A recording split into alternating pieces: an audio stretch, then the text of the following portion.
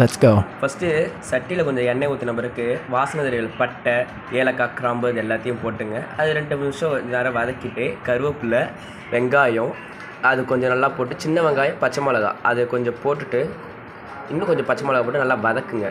அது ஒரு மாதிரி கோல்டன் ப்ரௌன் கலர் வர வரைக்கும் இன்னும் கொஞ்சம் நல்லா வதக்குங்க. அதுக்கப்புறம் தக்காளி நம்ம தேவையான அளவு சேர்த்துட்டு அதையும் திரும்பி இன்னும் கொஞ்சம் நல்லா வதக்கிட்டு அதுவும் இன்னும் கொஞ்சம் நல்லா வதங்குற அளவுக்கு வதக்கணும். அதுக்கப்புறம் இஞ்சி பூண்டு பேஸ்ட்டு போட்டுட்டு அதை இன்னும் கொஞ்சம் வதக்கணும்.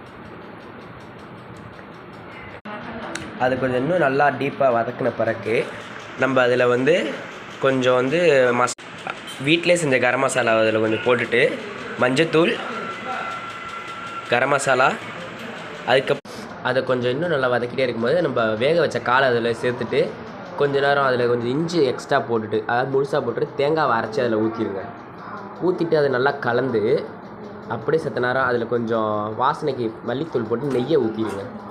அது கொஞ்சம் நல்லா டீப்பாக வேக வச்சுட்டு அது மேலே புதினா, கொத்தமல்லி